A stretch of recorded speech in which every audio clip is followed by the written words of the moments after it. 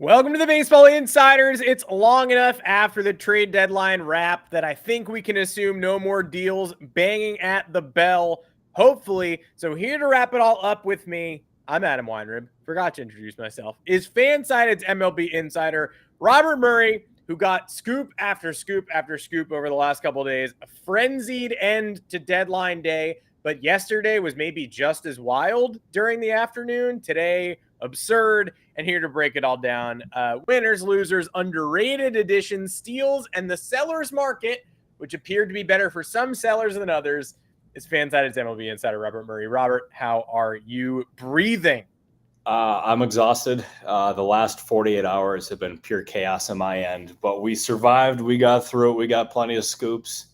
I got a lot of information in my notebook that has still not been reported yet, so we'll be diving into that during the show here because I'm just going to be emptying the entire notebook and all that good stuff. Adam Weinrib, how you doing? How are you holding up? I'm holding up. It's all right. Brian Cashman has more job security than me, I think, so I had to work hard today, and he didn't. But weird deadline for a lot of different teams. We got some clubs who I would say made the impactful additions they needed to. Some clubs paid through the nose. And I don't know if anybody had a truly transcendent deadline, but man, there was a lot of movement. And a lot of it was broken by our own Robert Murray, who had maybe a better deadline than most GMs. If you were in the Discord with us, you saw a lot of stuff getting teased and questions being answered in real time. Shout out to all of you. Best community in baseball. If you want to join to talk deadline wrap, you haven't joined yet, hit the join button, become a member right under this video. Join at either the Rumor Mill tier or the All-Star tier. In the All-Star tier, we'll be having another private call with you all in the next couple weeks. Yeah, there are going to be more new faces in there than there are in the Miami Marlins locker room, I hope. This show is, of course, brought to you by DraftKings. They're offering a fantastic sign-up bonus for new users. New customers can place a $5 first bet on any sport to instantly claim $150 in bonus bets when you sign up with our code BASEBALLINSIDER. Best part is you will receive your rewards even if your first bet loses. Using our code BASEBALLINSIDER not only gets you these bonuses, but it also directly supports our podcast. If you've been considering signing up for DraftKings, make sure to use the code BASEBALLINSIDER. Go ahead and maximize your first bets. This offer is only available to new customers who are 21 plus and physically present in legal gambling states. Please remember to always gamble responsibly. Check the episode description for the full terms of the offer to see if you qualify. And before we get into everything in the notebook, I feel like this starts with a tip of the cap to the seller's market, which we've been teasing for weeks, months. It ended up being maybe the best selling was done by the teams that acted early rather than the teams that acted right at the deadline. For instance, we'll talk about Jack Flaherty. Was a little bit surprised by that return, especially after seeing some of the gigantic ones in the preceding 48 hours. But which seller makes out the best in their return here? Ultimately, the Blue Jays get a haul for Kikuchi. The Marlins predictably, build up Tanner Scott's case and then sell him for a haul of top prospects to an unsurprising team. And somehow the Marlins get a big one for Trevor Rogers as well. So who are you feeling got the biggest return? I'm going to just talk about here the two teams that I think really won the deadline, especially from a seller's perspective, and that is the Miami Marlins and the Tampa Bay Rays. Peter Bendix and Eric Neander, who obviously worked with each other in Tampa Bay, now running each of those franchises, they put on a masterclass on how to sell at the deadline. They ended up extracting extreme value for all of these guys that they ended up moving on from, especially Tanner Scott. That deal was it opened up a lot of eyes around the league of just it was really impressive to a lot of different people around baseball just how well they did. Obviously getting Snelling and Mazer was two huge coups in that trade, so they did really well there.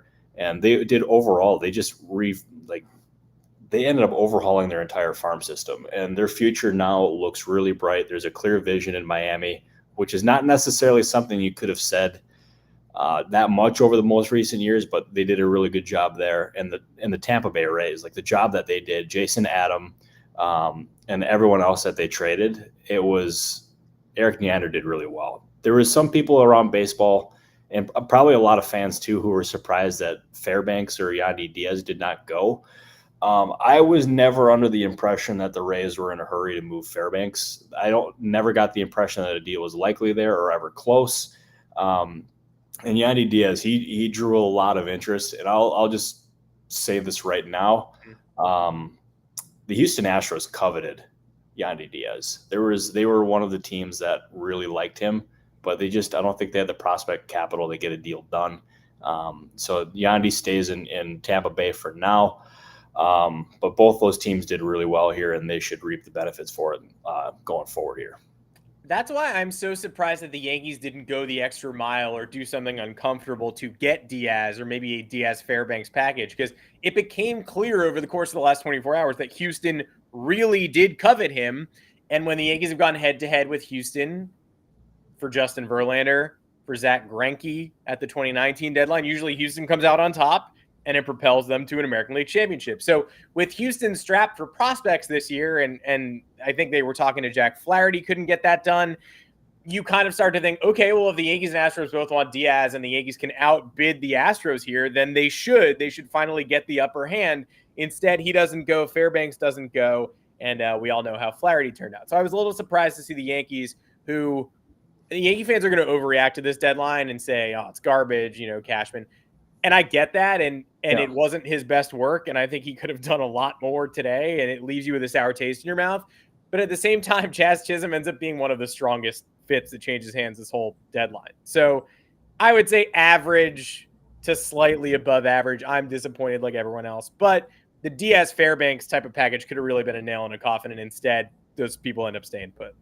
I'll tell you, if you're wanting a Yandy Diaz and Pete Fairbanks package, the price for that would have been absolutely extreme. I don't know exactly what the price was for Fairbanks that they were asking for teams, but I do know it was a lot, like a lot. And it really made a trade just difficult overall. And he's really well liked in Tampa Bay. Not that the players that they did move weren't, but Fairbanks is really well liked there. They just had a bobblehead for his charity not too long ago either.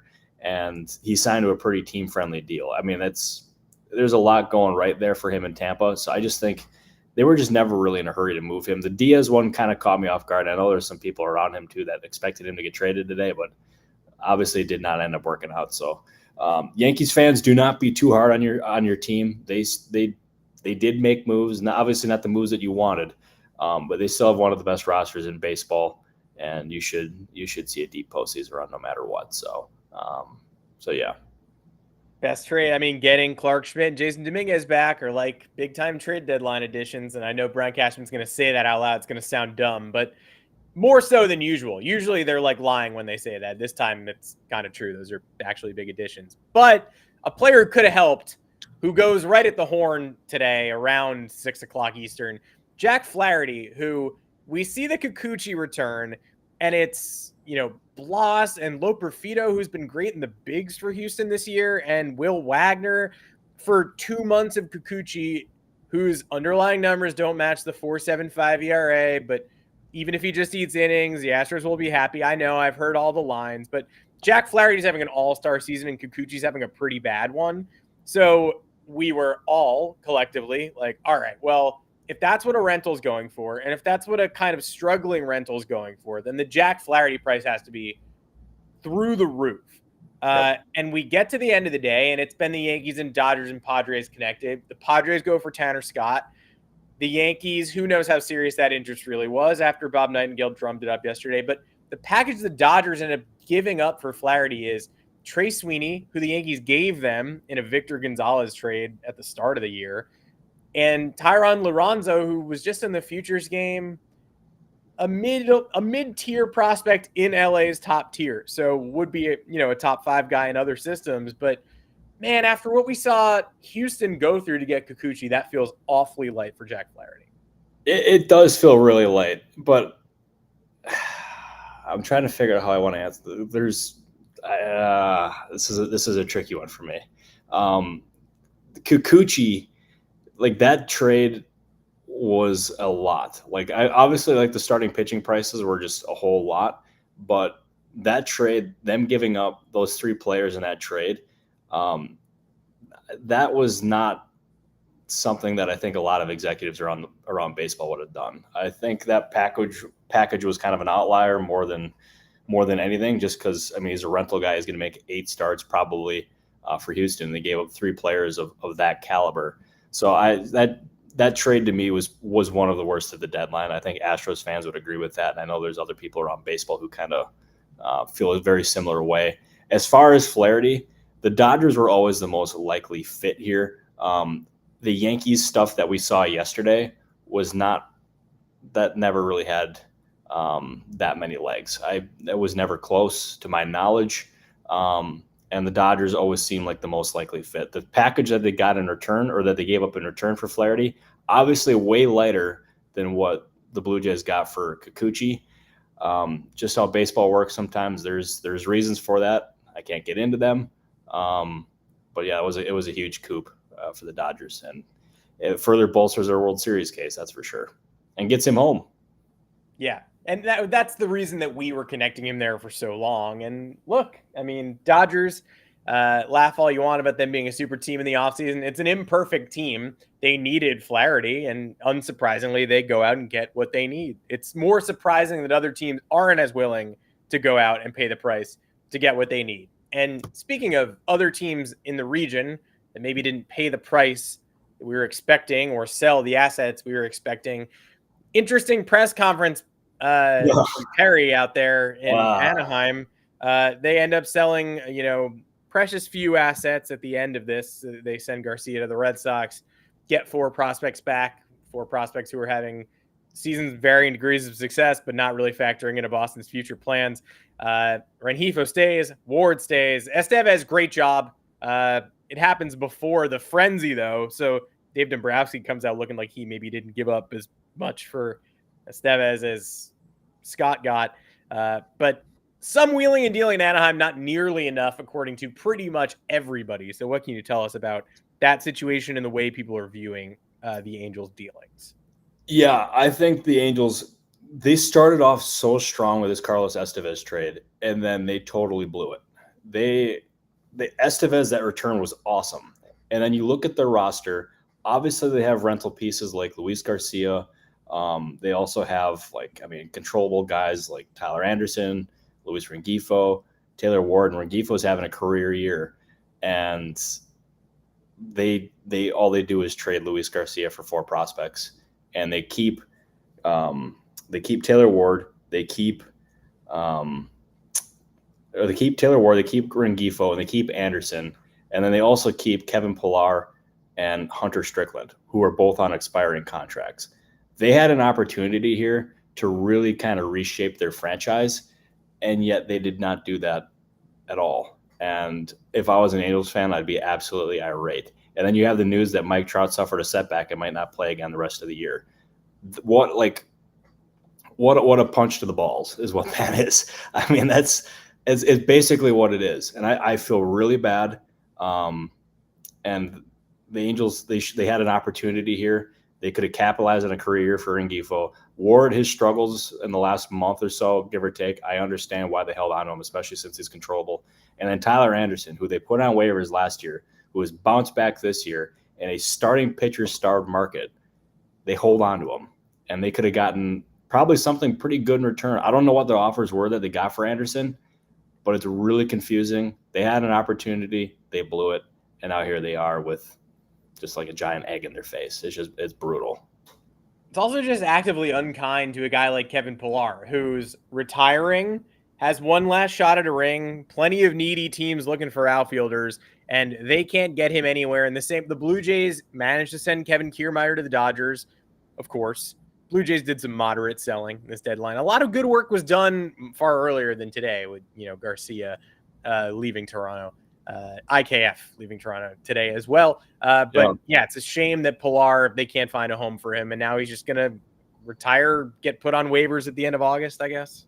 Yeah, maybe. I mean, he's cheap, so maybe they hold on to him, or maybe they do him a solid and put him on waivers so he can go to a contending team and compete for a World Series. I don't know, and I see people here that are criticizing Perry. When it comes to the Angels, you always got to wonder how much Artie Moreno's involved. And I don't know the answer to that, but them holding on to these players, it makes you wonder.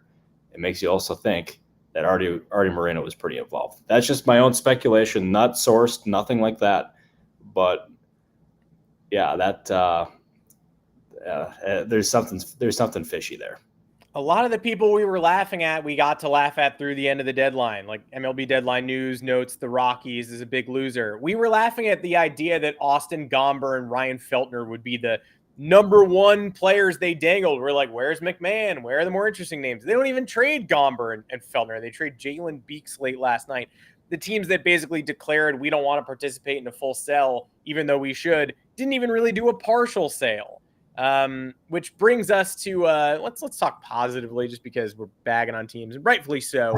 Yeah. But was there an underrated move that you loved, maybe that isn't going to get the shine of a Flaherty trade, but is going to pay dividends down the stretch? I made my feelings on Jesse Winker very clear about a week ago. I think that was a great pickup by the Mets. That's going to get lost in this shuffle. And some clubhouse fun there too, a little old rivalry renewed. But some names change hands today that I feel like work for this question too. Yeah, and I'm going to go with a guy, Lucas Erceg. Okay, so I also want to make this clear. When I teased on foul territory that I found out about a trade before the player found out it was Lucas Erceg. I had found out that he was going to the Royals. I was making sure that he was informed by the team, because I didn't want him to find out through me on foul territory or through one of my tweets that he was being traded. Like I don't want to do that. But him getting moved to Kansas City, it gives them obviously insurance following the Hunter Harvey injury. I don't know how serious that is. I don't know if that came out today. I was kind of focused on other things. But it adds another element to their bullpen. It also adds a guy who's cheap, controllable, and has a ton of upside, because he's just getting started with this pitching thing. And he's looked very, very good, and he was highly coveted. So good job by the Royals getting him, and good job for the A's for trying to maximize his value. That was a really under-the-radar move when they acquired him from Milwaukee, when he was just first starting to become a pitcher, and they did a really good job turning that around. So I think that, for me, is probably the most underrated move of the deadline. I was going to flag the same one. I like, again, not to give praise to the Yankees, I like Leiter Jr. I thought they gave up a reliever in Jack Neely, who's a player who could contribute, but scouts are sort of questioning whether he's fringy or not at this point, especially now that he's gone. Leiter Jr.'s peripherals, I've never seen, been a while since I've seen a 2-point difference between ERA and FIP. His FIP is down in the low twos. So I'm excited to see what happens to him in the Yankees bullpen. Finally, some swing and miss. What about the steal of the deadline? Up until the Flaherty deal, I was going to say Pham and Eric Fetty for basically nothing at all, but there's some competition now. What would you say is sort of the best fleecing you saw done this deadline? I'm gonna stick with that one you mentioned. I thought that trade by the Cardinals was an absolute coup. That was a really awesome move for them, getting Eric Fetty and Tommy Pham for, what was it, Tommy Edman and a prospect. I mean, that was just a master class by John Mozeliak, and he had gotten a lot of criticism over the last couple of years, and rightfully so. He deserved it, but he's revamped that rotation. He further replenished it with Fetty, got a veteran guy in the locker room in Tommy Pham, who is also going to be a great player for them to have in the late stretch here of the season. So just a shout out to Mozeliak for getting that done.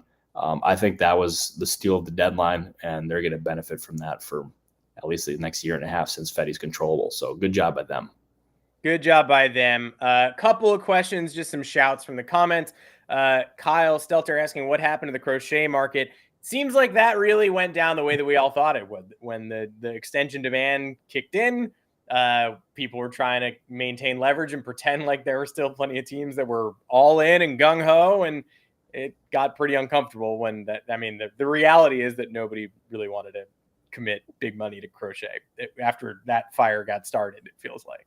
Oh, absolutely. And like, people around baseball had a different feel for what that, for what the Crochet market was going to look like. They weren't sure if the extension talks were going to end up halting his market, or if the extension demand, I should say, was going to halt his market, or it was going to make the White Sox so unhappy that they ended up or they were more inclined to trade him. They weren't sure exactly what was going to be the stance there in Chicago, but ultimately they held on to him. They held on to Luis Robert Jr., and they are going to end up holding on to both. They held on to both of those players, and I think they instantly become realistic trade targets here in the offseason for all of these teams. And they can get hauls in return for both players. And Crochet is going to have 2 years left on his contract at a very reasonable amount.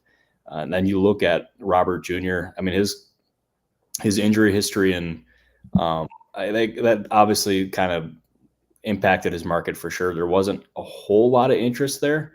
So there was they held on to both. They'll be able to probably maximize both in the offseason. Still got 2 years left to control. So they're in a good spot. So holding on to both of those players wasn't the worst thing, but there was no way they could trade either one of those players for pennies on the dollar. Or actually, let me rephrase this. There was no way they could risk trading those guys and not getting just a massive return, because if they ended up trading either one of them and getting a very similar return to what Fetty and Michael Kopech got, Chris Getz may have been run out of Chicago. So I understand what they were doing, and now both of them are prime offseason trade targets. Yeah, they're not going for the Eloy Jimenez package. Spoiler alert. Want to throw a bone to our friend Canyon as well in the comments, asking if we talked about the Pirates. I think we should talk about the Pirates before we go, because a lot of trepidation. Light buyer. Are they going to trade salary like Aroldis Chapman? I mean, what are we going to do here? And then the Pirates, down to the wire today, take advantage of the Marlins sale on De La Cruz, IKF. Prospect swap there at the Horn with the Orioles. I mean, tons of Pirates activity. Find a buyer for Martin Perez. So shout out to the Pirates, who were probably the most active team on literal deadline day. Yeah, who would have thought? Because the running joke in the Discord was that Ben Cherington was sound asleep, and he ended up making some really good moves that are going to help out that organization. And IKF was a player that the Blue Jays were listening on. But even as of yesterday, they were under the impression that they were probably going to hold on to him. And then the Pirates stepped up, gave him an offer that they thought was good enough to take. And IKF is now heading to Pittsburgh. And De La Cruz, that one, I had heard about 3 hours before the deadline that Cruz would be traded. I didn't know where, but I did know that the Pirates were very heavily involved. But the initial asking price, I was told, was really high. And that, the price was really high. And I even had one person say that they were asking for the moon, but the overall return was not that much. So I don't know exactly what changed there. So good job by Ben Cherington for getting that deal done. They added 2 bats. They subtracted Martin Perez from the roster, got rid of his salary, sent him to San Diego. By the way, AJ Preller, what a day for him. Oh boy. But yeah, the Pirates did really well here.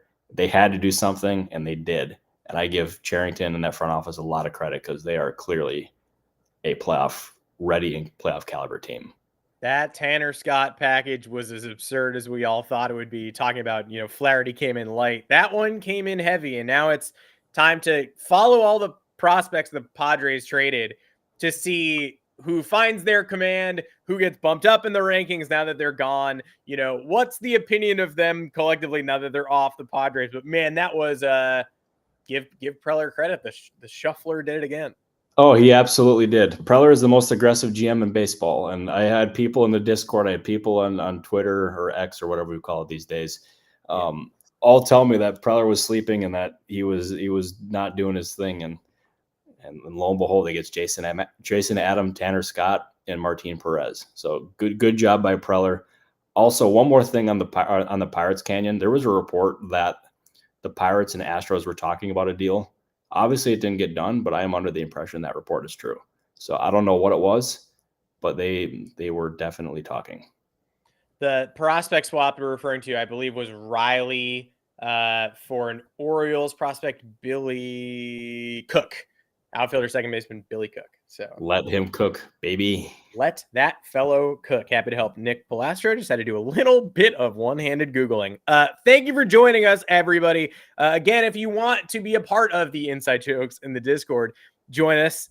Become a member today, All-Star Channel or Rumor Mill tier. We would love to have you. For all those who join the show for the DraftKings promo code, good. It's been on the screen the whole time. So that's awesome for you. You could have just stared at it for the last 25 minutes. But once again, It's Baseball Insider. We will see you in the Discord still. If you have further questions, come hit us up. But Robert Murray, we need to sleep. I need to grade the Yankees trade deadline on the internet. And this was just another great whole week, I would say. Today, hectic. I preferred yesterday, but honestly, a lot of movement, and some teams are set up for good runs down the stretch. Oh, they absolutely are. Some teams are set up for good runs down the stretch. Other teams are more set up for the future. Deadline was crazy. I am ready to go eat a lot of food. I'm also ready to go sit in my pool and disconnect from my phone, and I am exhausted. And as we like to joke, I am sound asleep, or I am soon to be sound asleep, because I need my sleep. So we appreciate everyone who followed us on Twitter, who watched the shows, who watch or who followed along in the Discord. I still highly recommend watching this and joining the Discord, because we will still have information about call-ups and all sorts of different stuff throughout the remainder of the year. But for the trade deadline, I appreciate everyone who tuned in. Adam, great job hosting and doing your thing. And we're also doing a live show on Friday this week as well. Sources tell me, aka Joanne, our lovely producer. So shout out to Joanne. And Adam, just thank you. Thank you, Robert. Again, hell of a show, hell of a deadline. We couldn't do without all of you who watch. If you're here for the deadline and that's what you're clicking on the Baseball Insiders for, we love you. If you're here for the long haul, we'd love to see you back here on Friday. And then obviously, as we push towards the postseason, off season, it gets crazy all over again. We will be here for you the whole way. So please come join us on this channel on Friday afternoon. Turn on your notifications. That's 3:30 Eastern. We'll be doing another show right here, live on the channel. I'm going to eat a burrito, and we'll see you right back here on Friday. That we will. Thank you, everybody.